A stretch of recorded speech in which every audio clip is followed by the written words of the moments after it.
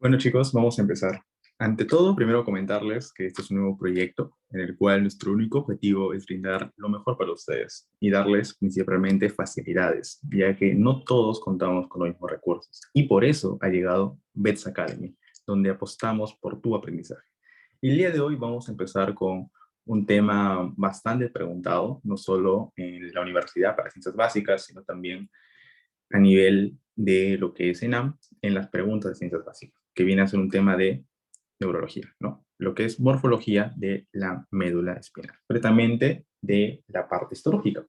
Ahora, si alguno de ustedes asistió ayer a la ponencia que dio Leonardo sobre la anatomía de la médula espinal, ya tiene una idea o bases sobre cómo está constituida la médula espinal.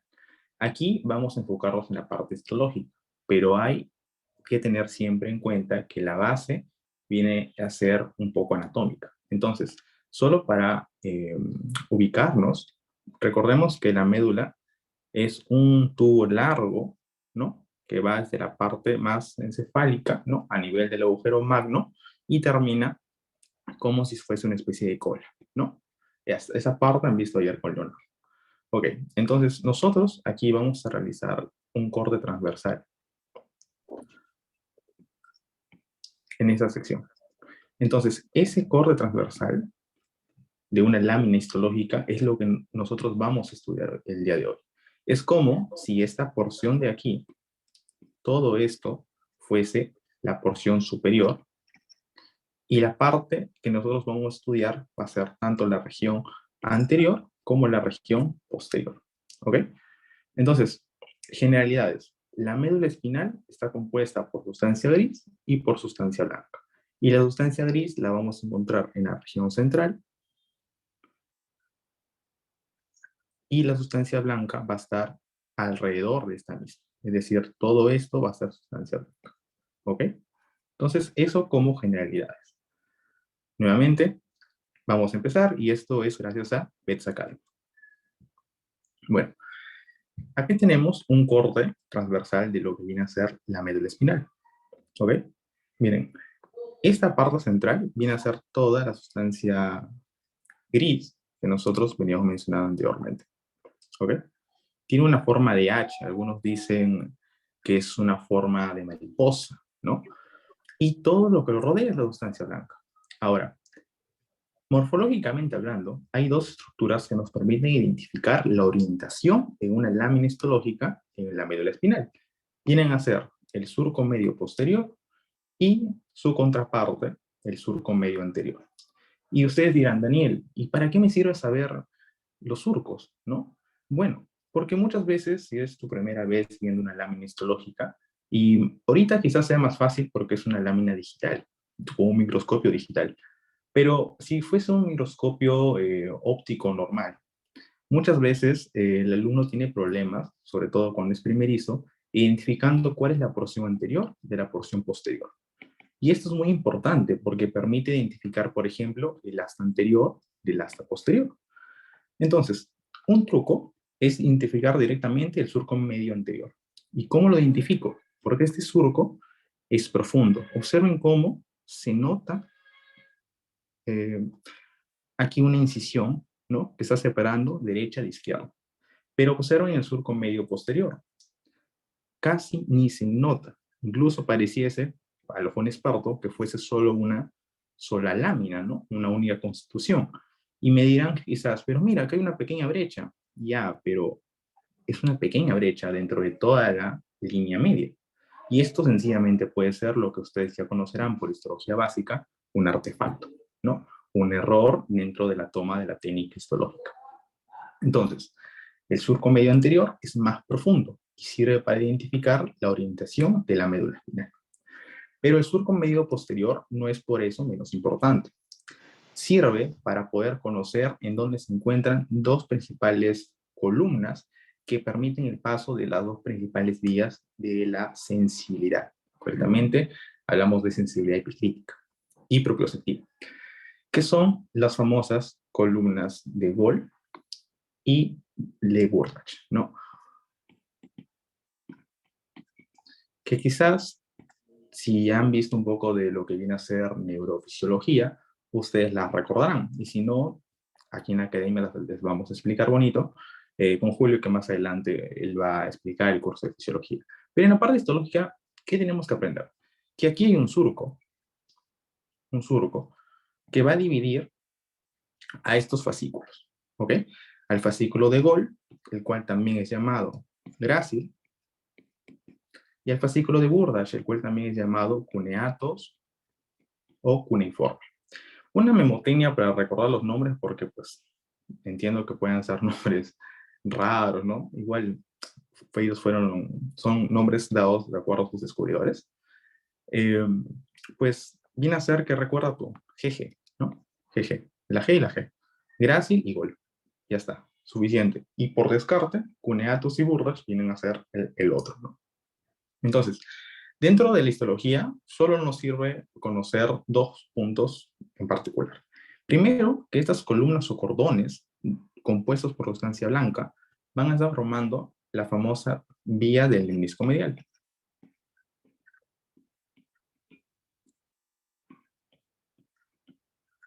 ¿Ok? Y esta vía del lemnisco medial, como habíamos dicho, se compone por dos tractos o dos fascículos. El fascículo de Gracil-Gol y el fascículo cuneiforme o de Burdach. ¿Ok? ¿Qué aspectos tenemos que conocer? Principalmente, ¿cuál es la función? Hemos dicho que son tractos, pero son tractos o vías ascendentes. Ambos. Es una característica que comparten. Ahora, ¿cuál es la diferencia principal? El tracto de Gracil o de Gol, ¿ok? Principalmente está enfocado en los músculos o en realidad de los miembros de la región inferior. ¿Ok? En cambio, el tracto cuneiforme está enfocado en los miembros de la región superior. ¿Y por qué eso es importante recordar? Porque justamente vamos a su segunda característica, la ubicación, ¿no? La ubicación o más que todo, en dónde los encontramos, ¿ok? El tracto, la vía de Gracil y Gol va a estar absolutamente en todas las regiones de la médula espinal. Es decir, va a estar en la región sacra, en la región lumbar, en la región dorsal y en la región cervical. Es decir, es constante. Por otro lado, la vía cuneiforme o de Burdach, no. Esta nace a nivel de T6 o de T7. Y entiéndase nacer porque se va a encontrar en esa área. Nacer no es el término histológicamente correcto, pero algunos doctores consideran que es normal llamarla de esa manera, ¿no? Y ya dependerá en este caso de su docente. Pero tengan en cuenta que solo está a partir de T6 o T7 hacia la región del origen de la médula espinal, ¿no? Que viene a ser en este caso a nivel de, como ya sabrán, alrededor del agujero magno, ¿no? Entonces, está desde T6 a T7 hasta la región cervical, ¿no? Entonces, esta tiene una ubicación que es inconstante. Entonces, pregunta de examen, ¿cuál ha sido? Te ponen, viene paciente a la emergencia con una lesión medular y el médico internista diagnostica que está a nivel de T9 y T10. Y te pregunta, ¿qué fascículo de la sensibilidad epicrítica puede haberse comprometido? No. Entonces, la respuesta, evidentemente, aquí, y lo más probable, es que sea el fascículo de Gracil-Gol. ¿Por qué? Porque recuerden que aquí hemos dicho que ¿dónde nace? En T6 y T7. Entonces, si la lesión ha sido en T9 entre T9 y T10, no se encuentra el fascículo cuneiforme. ¿Por qué habría de haberse afectado? Entonces, ¿cuál es la clínica del paciente? Lo más probable es que no sienta nada en la región inferior, hablamos de las piernas principalmente, los miembros inferiores, pero que su sensibilidad en la mano, en los brazos, en el hombro, esté totalmente funcional. ¿Ok? Entonces, esa ha sido pregunta de parcial, pregunta de final y también pregunta de NAM. Muy sencillita. Entonces, con eso ya la respondieron. Ahora, esa es la importancia de estos dos surcos, ¿no? Veamos cómo se configura entonces la médula espinal. La médula espinal, así como en general la histología de todo tejido nervioso, está compuesto por sustancia gris y por sustancia blanca, ¿no? Esta sustancia gris que hemos dicho que se encuentra en la región media, se va a componer de dos porciones o de dos componentes en realidad, ¿no? Que viene a ser el famoso neurópilo y los somas. Aquí un concepto que ya deben ustedes manejar, y eso estoy muy seguro, ¿no? Es el término soma, ¿no? Que viene a ser el cuerpo de la neurona. Pero quizás un concepto tal vez nuevo para algunos sea el término neurópilo, quizás para otros no.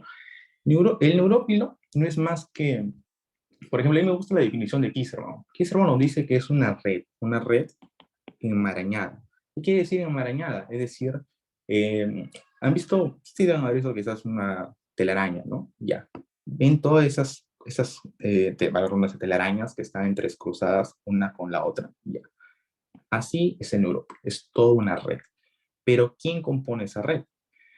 Esa red está compuesta principalmente por los axones, por las dendritas y también por la glía. Ahora, aquí enfaticemos de que la glía no lo compone en el sentido de que la glía tiene un soma, tiene un cuerpo. Los cuerpos no necesariamente componen el neurópilo, principalmente son sus prolongaciones citoplasmáticas. Por ejemplo, ¿de qué glías? Aquí hablaríamos de los astrocitos. ¿Y qué tipo de astrocitos? Protoplasmáticos. Y eso, por ejemplo, ha sido pregunta. ¿Qué tipo de astrocitos se encuentra en la sustancia gris? Astrocitos protoplasmáticos. Porque como vamos a ver más adelante, en la sustancia blanca se encuentra otro tipo de astrocito. ¿Qué otra glía? La famosa microglía, ¿no? Que como recordarán por histología básica, no es más que un macrófago del sistema nervioso central. Pero también dentro de esta red se encuentra un tejido laxo, el cual está, digamos, compartiendo espacio con capilares. Porque al fin y al cabo, todo tejido necesita ser nutrido. ¿Quién lo nutre aquí? Los capilares. Ahora, pregunta de examen ha sido, ¿qué tipo de capilares se encuentran en el sistema nervioso central, concretamente en la médula espinal? Pues capilares continuos, ¿ok? Capilares continuos. Recordarán ustedes que hay tres tipos de capilares. Capilares continuos, discontinuos y fenestrados.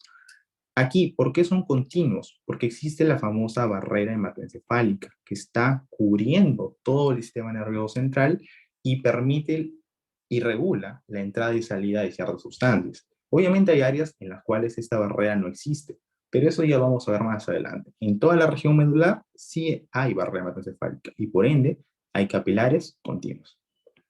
¿Ok? Ahora, hay un detalle muy importante aquí, y es que usualmente cuando se habla de sustancia gris, sustancia blanca, uno tiende a recordar el término de la vaina de mielina, ¿no? La sustancia de la mielina, y dice, en reglas generales, la sustancia blanca tiene mielina, la sustancia gris no tiene. Y no es tanto así, porque van a ver de que la mayoría de literaturas concuerdan de que aquí hay axones mielínicos y amielínicos, de los dos tipos. Pero ¿cuál es la diferencia con la sustancia blanca? Es que los amielínicos son más que los mielínicos. O sea, hay ambos, pero los amielínicos están en una mayor cantidad. Entonces, si tú lo ves grande, esa mayor cantidad se denota en la coloración, ¿no? Pero si tú te acercas microscópicamente, tú puedes ver axones que están más blanquecinos, por así decirlo, que otros, demostrando que sí hay vainas o axones mielínicos. ¿Ok? Y si hay axones mielínicos, aunque sean mínimos, que también hay oligodendrocitos. ¿Ok? Entonces, por cuestiones de examen, muchos no consideran este pequeño dato, pero la realidad es otra, ¿ok? Entonces, ese pequeño dato se lo pueden enviar para ustedes, compartirlo. Todo ahí, como les digo, a veces depende de lo que diga el docente, ¿no? Pero esa es la realidad, ¿ok? Ahora, cuando hablamos de somas, vamos a hacer un pequeño gráfico por acá. Tenemos que escribir características básicas, ¿no? De lo que es un soma y también de lo que es un axón. Entonces, los somas de la sustancia gris principalmente se caracterizan por una cosa, son circulares. Y la gran mayoría de ellos, principalmente en el astro anterior, como vamos a ver, son de gran tamaño, pero tienen un núcleo excéntrico, ¿ok? La gran mayoría de estos somas van a ser de naturaleza pálida, y esto se da por la sencilla razón de que no solo en este caso tienen los famosos corpúsculos o sustancia de níquel, sino que también, ¿no? Su cromatina interna,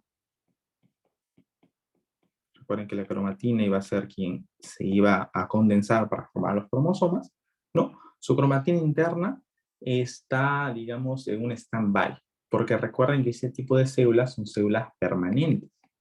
¿Qué significa que sea una célula permanente? Una célula que ya no sufre mitosis, ¿ok? Que ya no se divide. Entonces, si esta célula ya no se divide, es porque hay una cierta cantidad de neuronas y cada vez van a ir disminuyendo. No importa que se dañen, no importa que haya un estímulo externo, siempre van a ir de una cantidad fija y van a disminuir, ¿ok? Entonces, y esto se debe porque su cromatina es incapaz de generar esa división celular. Entonces, pasando a la sustancia blanca, nosotros tenemos lo siguiente. Está compuesto por dos elementos. La famosa fibra nerviosa y la famosa glía. Ahora, muchos confunden lo que es fibra nerviosa con lo que es axón. Erróneo, evidentemente. La fibra nerviosa no es más que un axón, pero con su célula mielínica. Es decir, por ejemplo, viendo el gráfico de aquí, esto de aquí es mi axón, ¿ok? Es mi axón. Ahora, ¿qué pasa si yo esto? Lo recubro de mielina. ¿Ya? Esto verde es la mielina, ¿ya? Entonces, yo recubro mi axón de mielina. Y ahora, este conjunto recién es mi fibra nerviosa. Pero acá hay un detalle muy importante que lo diferencia del sistema nervioso periférico. Recordemos que médula espinal es sistema nervioso central. Entonces, y el detalle es el siguiente, que estos oligodendrocitos, de los cuales ya hemos venido hablando, encargados de sintetizar la mielina en el sistema nervioso central, pues a diferencia de las células de Schwann, no están envolviendo per se al axón, ¿ok? No le envuelven. Recordemos que la célula de Schwann hacía giros y giros y giros y giros, y le hacía una capita, y ya. Acá el oligodendrocito lo que hace es extender sus prolongaciones y sintetizar mielina. Y la mielina que sintetiza envuelve al axón como si fuese un tubito, pero la propia célula no lo hace. Entonces, esa es una característica también fundamental y diferencial con respecto al sistema nervioso periférico. Ahora, ¿qué glías encontramos aquí en la sustancia blanca? Principalmente los oligodendrocitos que ya hemos venido hablando, y ahora sí, en mayor cantidad, ¿no? En mayor cantidad. También vamos a encontrar la microglía, que no podría faltar, y uno de los más importantes, los astrocitos, pero ¿de qué tipo? Ya no protoplasmáticos, sino fibrosos. ¿Ok? Fibrosos. Entonces, eso es a rasgos generales cuál es la configuración de la médula espinal.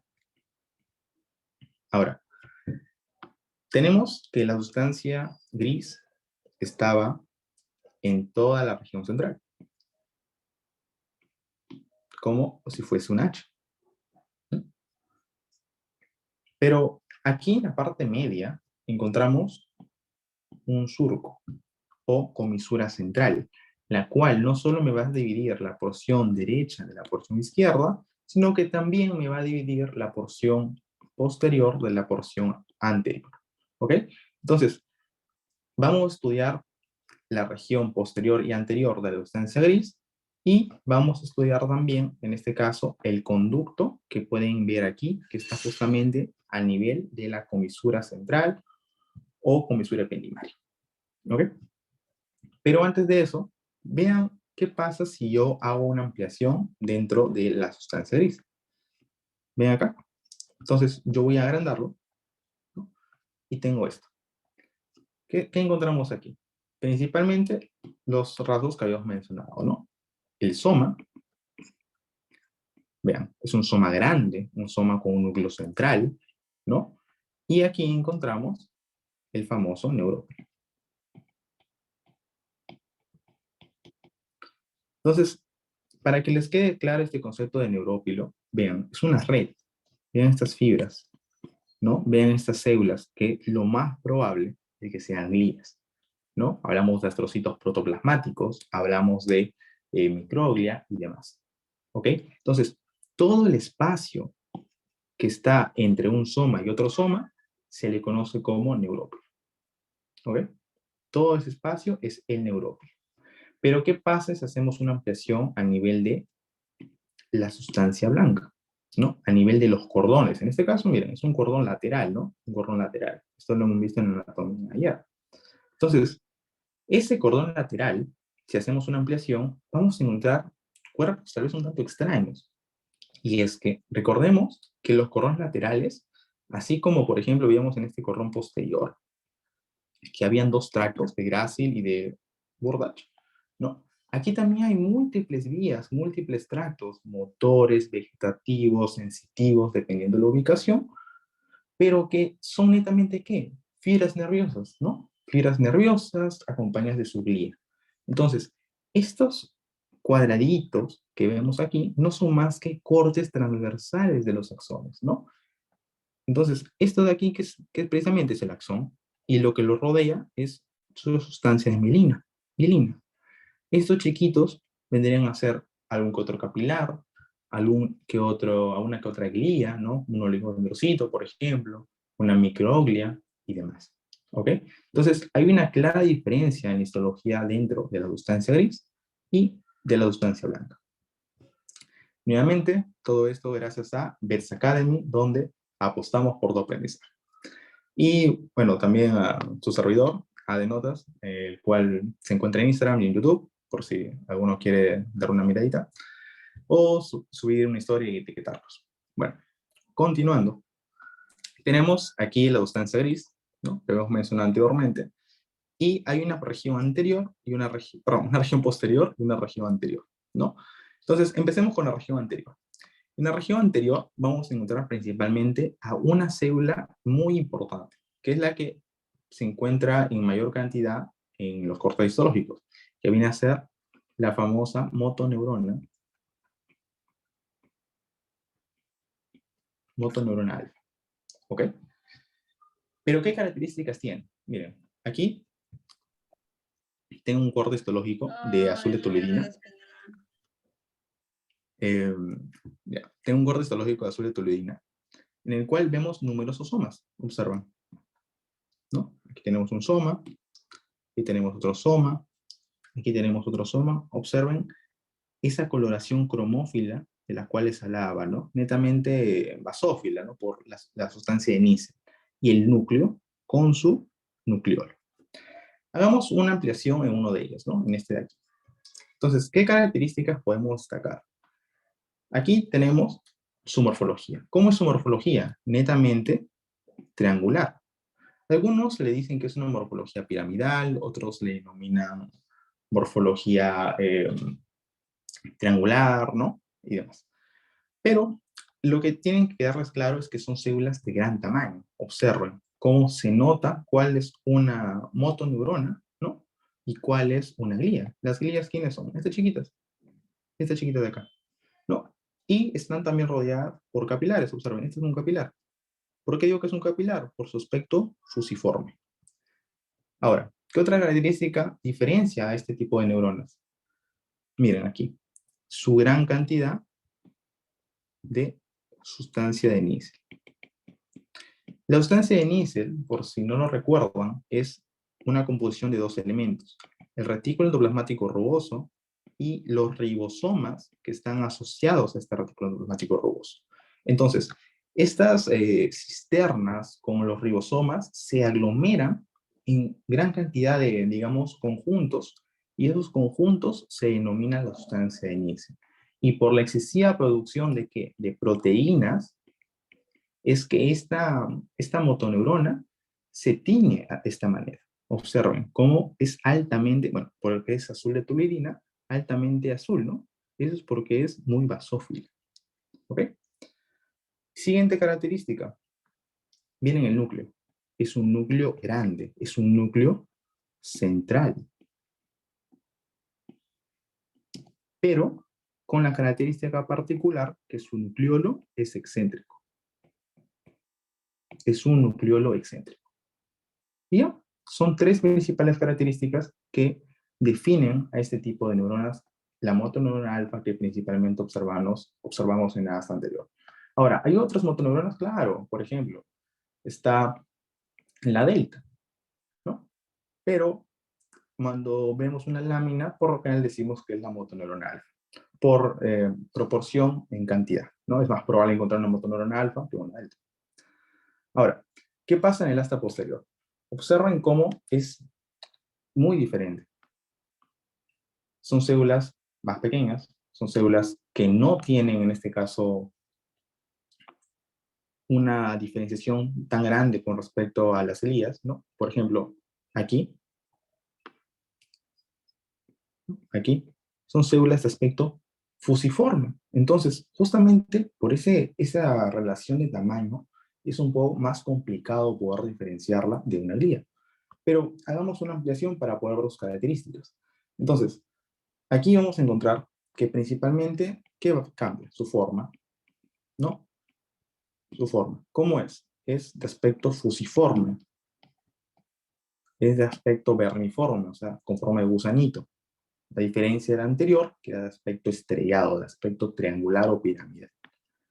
Miren su núcleo. Su núcleo es pequeño.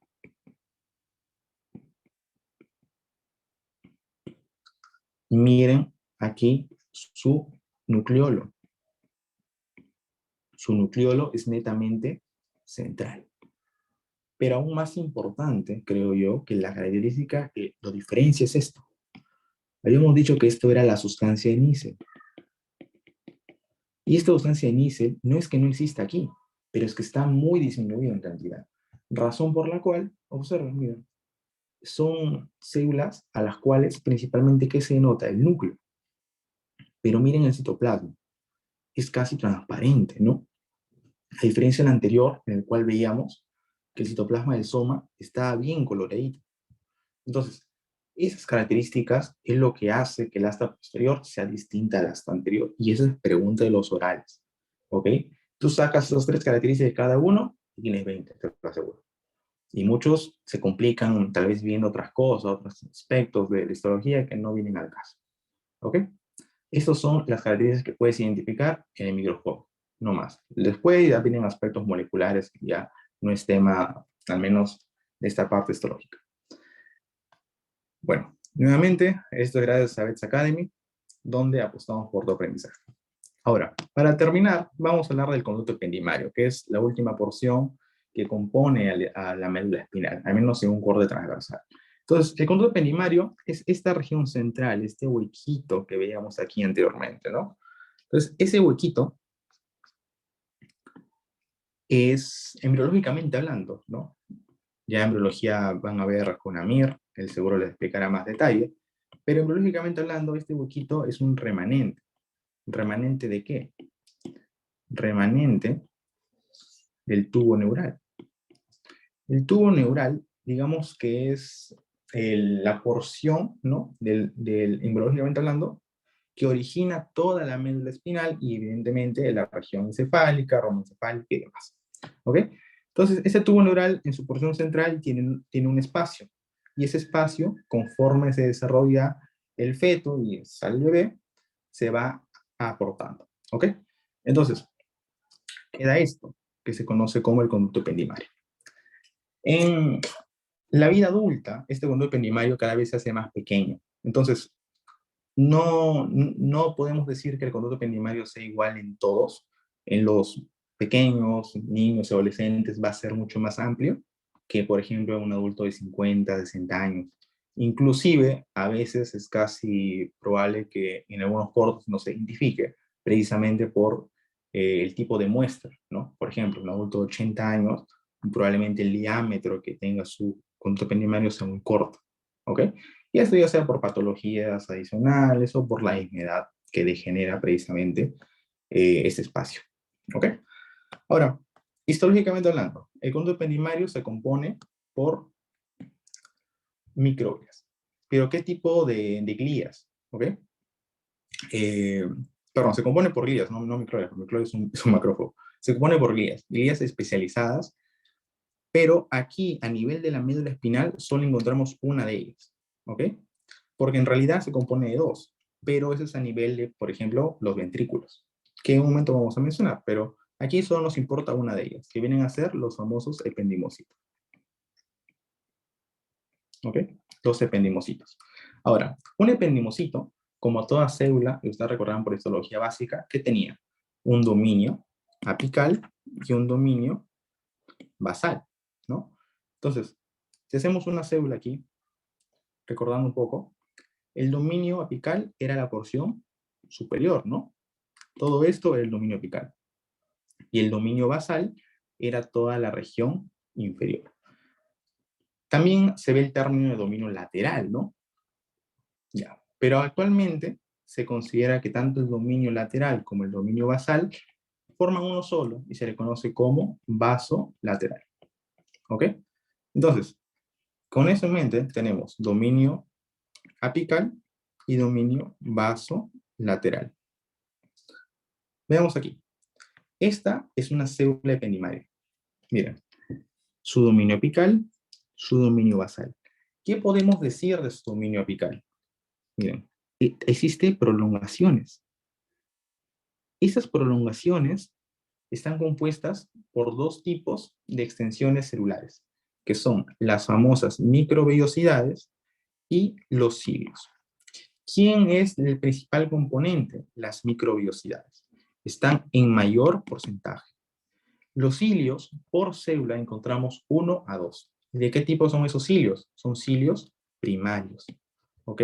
O también llamados, en este caso por su función, cilios cinéticos, ¿ya? Cinéticos. ¿Por qué cinéticos? Porque presentan movimiento, se mueven. ¿Y para qué se mueven? Preguntarán. Se mueven para mover, valga la redundancia, el líquido cefalorraquídeo, que es el principal componente que vamos a encontrar en interiormente, ¿no? En este conducto. ¿Ok? Entonces, en la región apical decíamos que están las microvellosidades y los cilios. ¿Y qué pasa en la región basal o vasolateral? Observen. Aquí encontramos no necesariamente una porción celular del ependimocito, sino más que todo, Kisserman nos habla de una interacción celular. ¿Con quién? Con prolongaciones celulares del astrocito protoplasmático. ¿Ok? Entonces, este trocito protoplasmático lo que hace es extender, miren, extiende una porción celular y se, digamos, se relaciona, se conecta, topa, ¿no? La región vasolateral de mi ependimocito. Entonces, esa es básicamente la relación vasolateral. Proyecciones astrocíticas, protoplasmáticas, ¿no? Porque es del astrocito protoplasmático. Ahora, como toda célula compuesta que compone un tejido, existen comunicaciones, ¿no? Porque al fin y al cabo, como es un único tejido, tienen que pasarse sustancias, nutrientes, compuestos, ¿no? Y tienen que comunicarse entre sí para hacer un movimiento coordinado. ¿Cómo lo hacen? Lo hacen mediante estas estructuras, conocidas como desmosomas. ¿Ok? El desmosoma es uno de los tipos de uniones adherentes o adherens, ¿ya? Es decir, uniones que mantienen a las células bien unidas o pegadas entre sí, ¿no? Y que permite el intercambio de sustancias. El otro tipo de uniones adherens, porque son dos, pero en este caso, solo para mencionarlas, son las uniones adherens propiamente dichas, ¿ok? Pero aquí solo vamos a encontrar desmosomas. Ahora, algunas literaturas nos hablan del término en cinturón. ¿Qué quiere decir esto? Miren, aquí hemos hecho una ampliación de este conducto ependimario. Entonces, como habíamos mencionado, estas celulitas están rodeando todo el conducto. Entonces, tiene que haber una conexión entre todas estas. Y miren la forma que agrupándolas nos dan. Es la forma de un círculo, tal cual como es un cinturón, por ejemplo, de un pantalón. Entonces, esa conexión de los desmosomas, como es circular en forma de cinturón, por eso se le denomina de esa manera. ¿Ok? Muy bien. Entonces, ¿qué comunicaciones tiene? Comunicaciones por desmosomas. ¿Ya? Por desmosomas. Aquí está la segunda célula que yo les decía, los tanicitos. Ahora, no se confundan, el tanicito no está en la médula espinal, ¿ok? Pero, ¿qué sucede? Que el tanicito sí forma parte del tejido ependimario, solo que ¿dónde? Forma parte a nivel de los ventrículos. Concretamente a nivel del tercer ventrículo, ¿ok? Que está a nivel más superior, a nivel encefálico. ¿Ya? Entonces, ahorita no nos compete hablar de los tanicitos, pero que sepan que también forma parte del tejido. Ahora, este conducto ependimario, la pregunta más clásica que te hacen, ¿qué tipo de tejido es? Y ojo, que ahí hay un error con la pregunta, porque en realidad no podemos hablar de epitelio, ¿no? ¿O qué tipo de epitelio es? Te dicen, ¿no? No podemos hablar de epitelio porque no es un epitelio. Recuerden que para que un tejido sea considerado un epitelio, debe cumplir ciertas características, ¿no? Entre ellas, tener sus dominios, pero también tener límites. Y uno de los límites que debe tener para un tejido para considerarse epitelio es la membrana basal. Y este conducto ependimario, sus células, los ependimocitos, no tienen membrana basal. Entonces, si no tienen membrana basal, yo no puedo llamarlo un epitelio. Es por eso que algunos autores le dicen que el conducto ependimario es un pseudo epitelio. ¿Ok? Pseudo epitelio. Es decir, un falso epitelio. ¿Ya? Pero si aún así ustedes lo joroban con qué tipo de epitelio es, bueno, ustedes díganles lo siguiente. Es un epitelio simple cúbico, el cual, mientras se hace más cefálico, es decir, mientras asciende a nivel y corta a nivel de la médula espinal, se vuelve un epitelio simple cilíndrico. En otras palabras, nuevamente, tenemos acá nuestra médula, ¿no? Desde la región más inferior, ¿no? Pasando sacro, lumbar, dorsal, cervical. Entonces, si yo digo que conforme asciende se hace más cilíndrico, es decir, que en la porción más inferior es un epitelio simple cúbico, ¿ya? Y en la porción, bueno, vaya, especificamos, ¿no? Y en la porción más superior, conforme va ascendiendo hacia la región encefálica, ¿ya? Conforme asciende a la región encefálica, se vuelve un epitelio simple cilíndrico, ¿ok? Y esa es la característica principal. Pero nuevamente, esto de aquí es un pseudoepitelio, ¿ok? ¿Por qué? Porque carece de membrana basal. Observen. Aquí precisamente tenemos todas las características que mencionamos. Es un tejido cúbico a cilíndrico, ¿no? Está compuesto en su interior por líquido cefalorraquídeo y un dato interesante que no muchos lo mencionan, y es que hay grupos celulares que están fuera de este conducto y que preguntarán tal vez ustedes, ¿qué tipo de células son? Irónicamente, son ependimocitos. Y aquí hay varios, observen. Aquí hay varios grupos celulares de ependimocitos. Y esto es totalmente normal, no es una situación patológica. Es solo, es un tema relacionado con la biología en realidad, ¿no? Muchos de esos ependimocitos llevan a formar parte del conducto central, pero pues no lo hicieron y se quedaron ahí. Y no afecta en nada el funcionamiento medular. Pero es importante notar que un gordo histológico es posible verlos, ¿no? Entonces, no podemos, o no hay que pensar en realidad que es algo patológico. Tenemos que conocer que existen y están presentes alrededor del conducto ependimario. Y eso viene a ser, chicos, la histología de la médula espinal.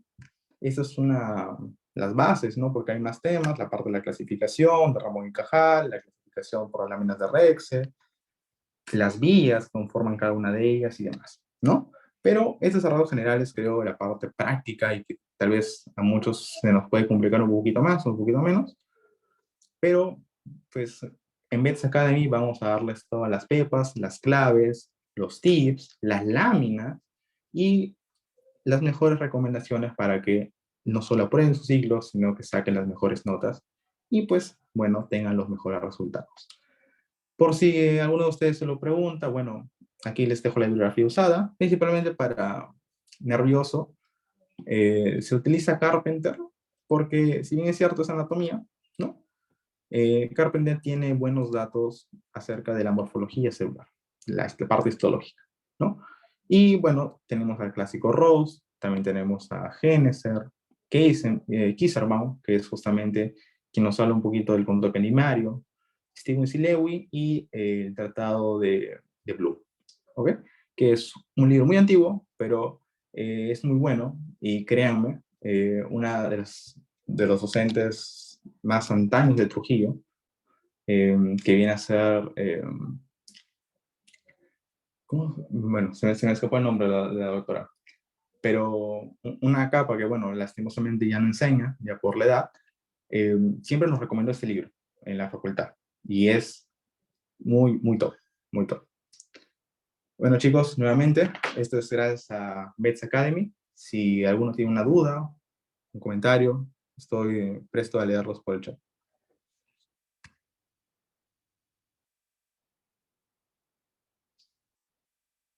No duden en etiquetarnos, tomen screenshots si gustan, eh, etiqueten a la academia, Bets Academy, estamos en Instagram, y, ¿por qué no? A mí, ¿no? Síganme en Instagram si gustan, estoy como Adenotas, y también estoy en YouTube como Adenotas. ¿Alguna duda? ¿Comentario?